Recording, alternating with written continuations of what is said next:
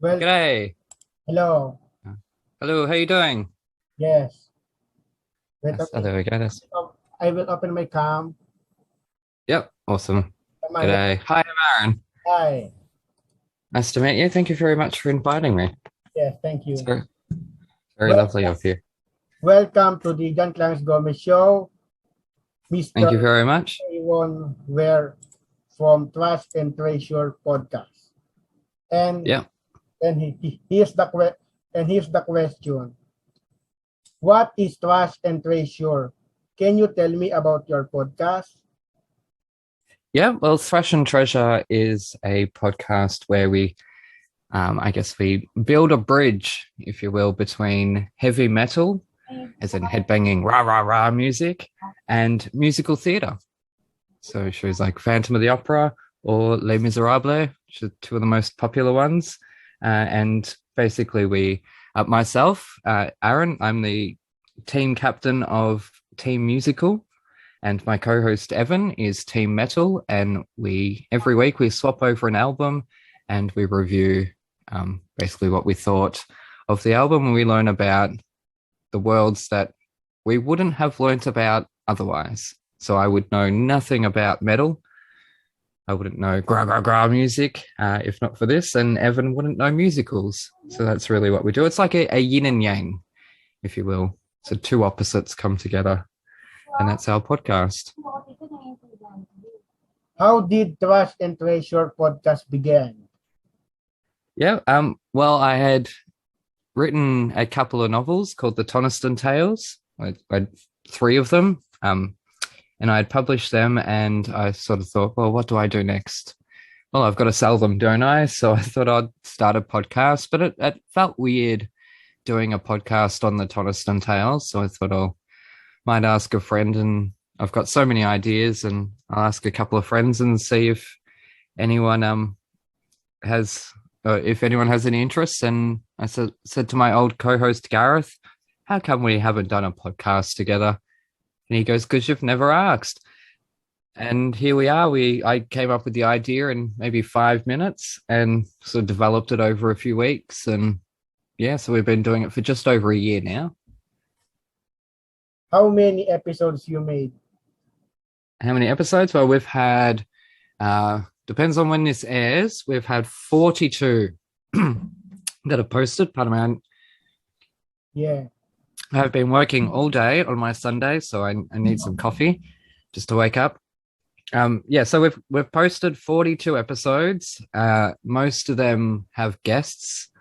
I think over 30 of them have guests on there, which we maybe you'll ask about that. But we also have four that are recorded, and we have three more recordings coming up in the next few weeks. And then I'm taking some time off to sleep because I really need to sleep.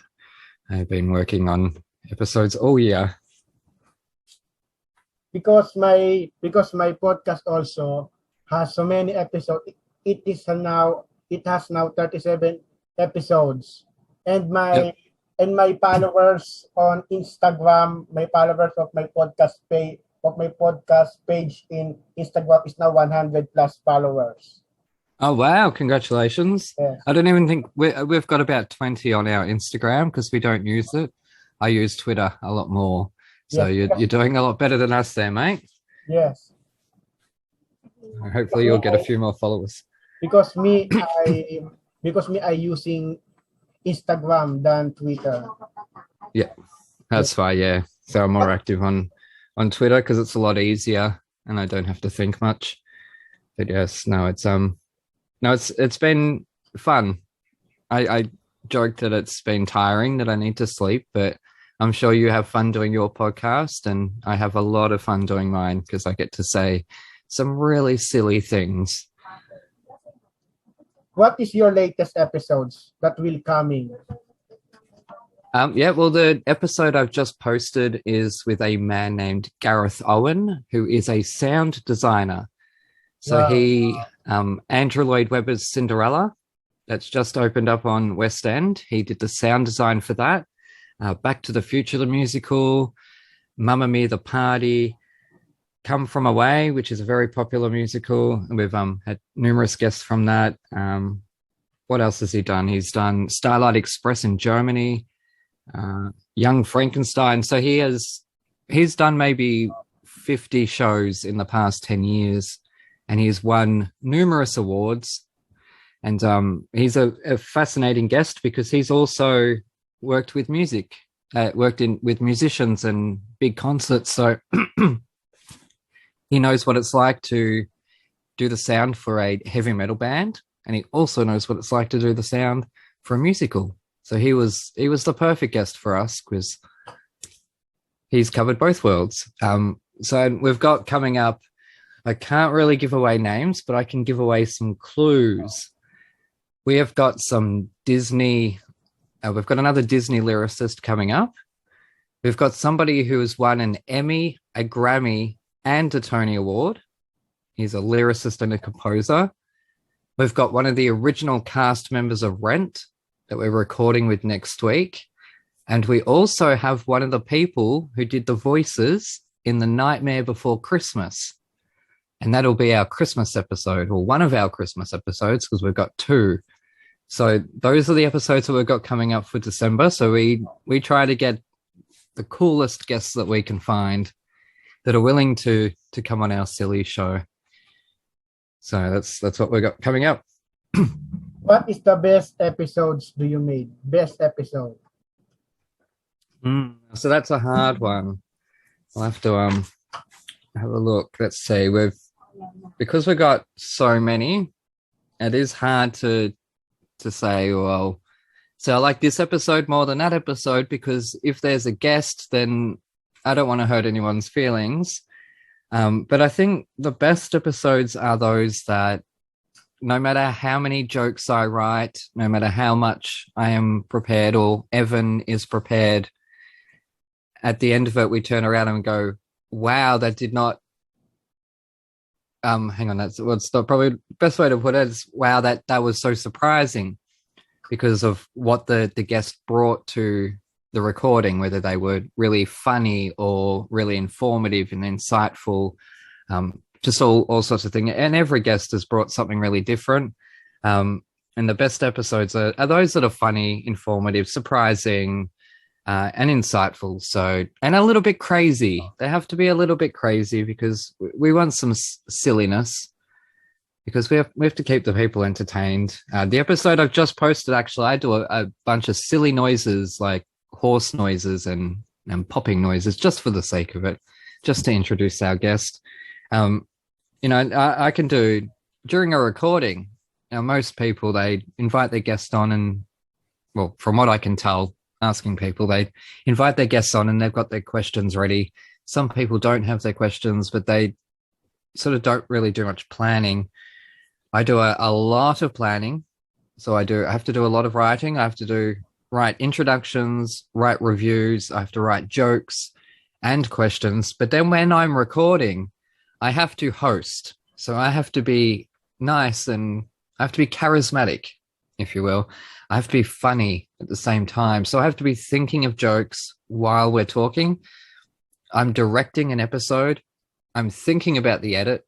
I'm producing the episode.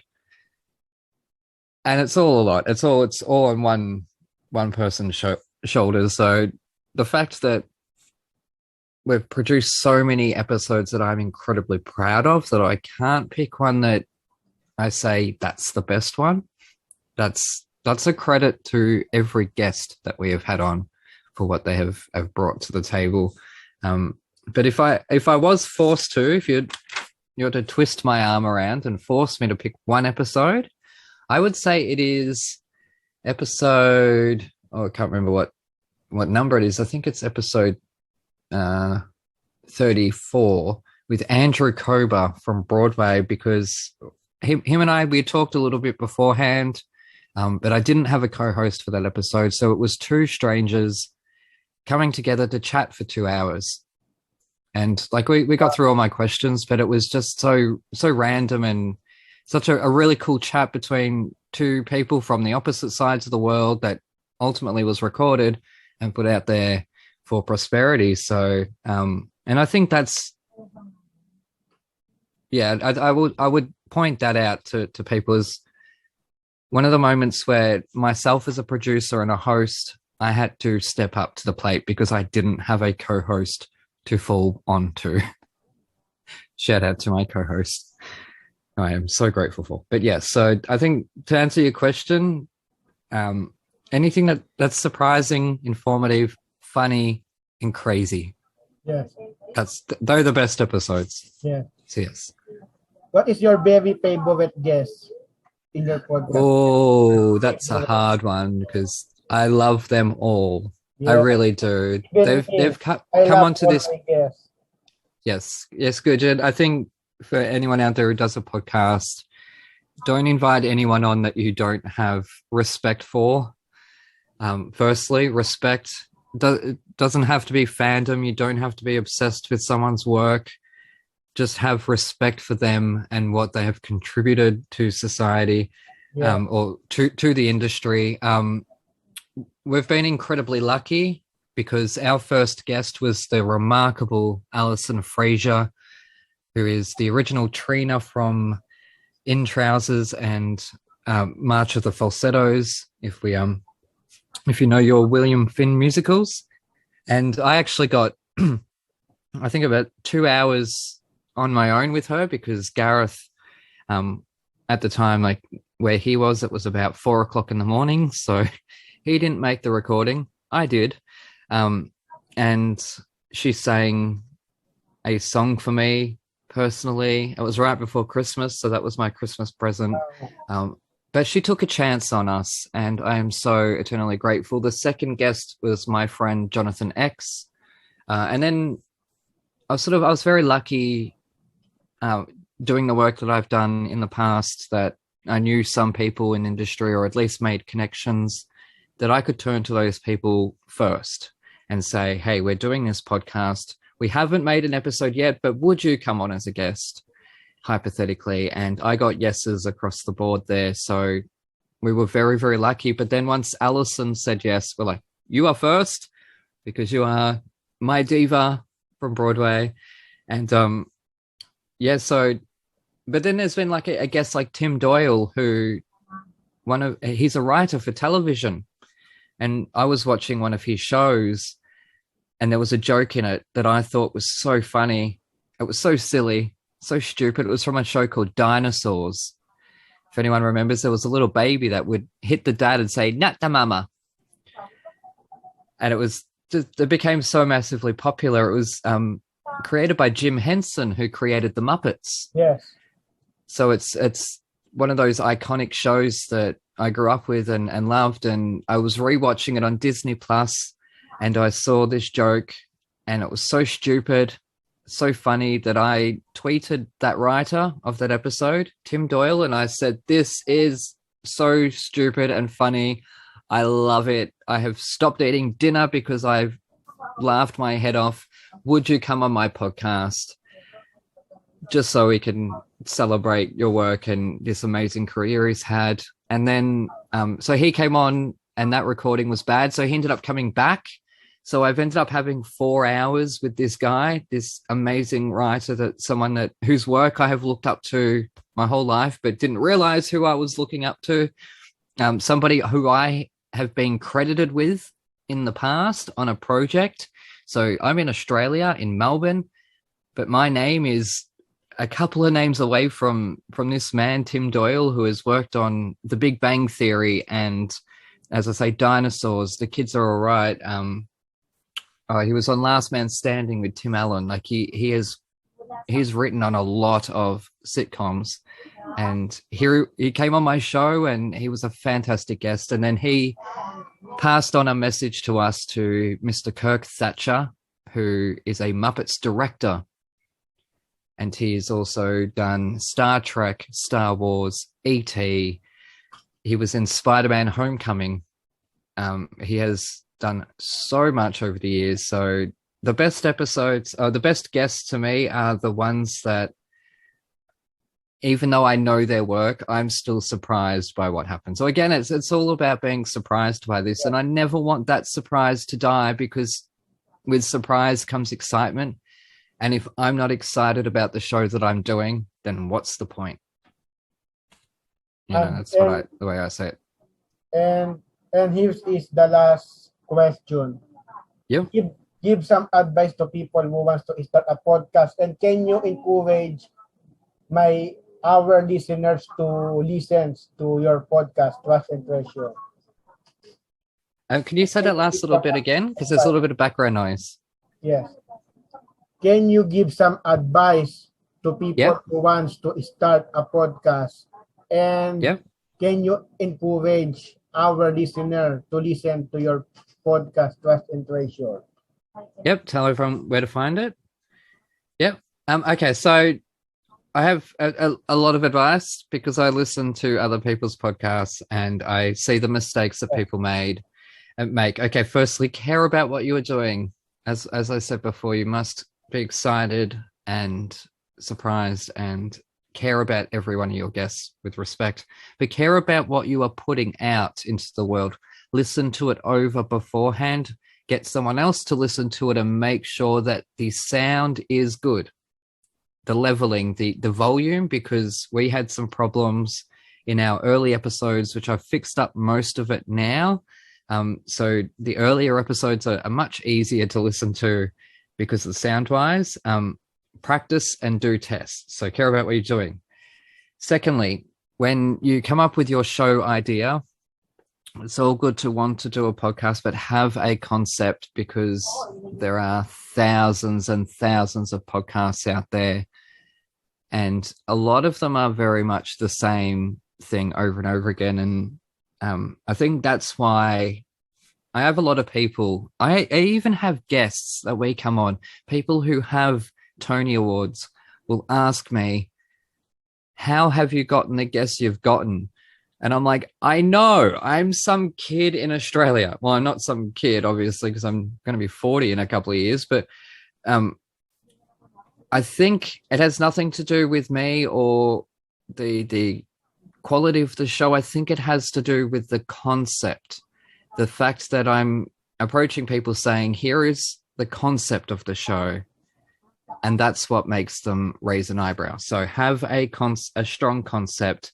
And in that, make sure it stands out and you'll find your rhythm. You'll find your voice in that. Yeah. Another bit of advice is respect copyright. Respect other people's music. Don't play copyrighted music that you haven't paid for, because people like me will switch off your podcast straight away if you have the goal to do that. And yeah, it's a big problem, isn't it, JC? Yeah, a lot of people out there doing it. So and unique ideas. So in coming up with your concept, as I mentioned in my second bit of advice, make sure no one else has that concept. So because we came up with the concept and then we did some searching. We found that there was no other ones out there that did what we do.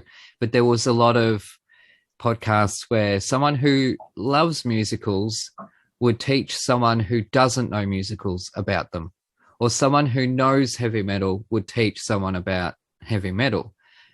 So we were lucky in that respect that we could take those two concepts sort of and overlay them and turn it into a game. We turned it into warfare.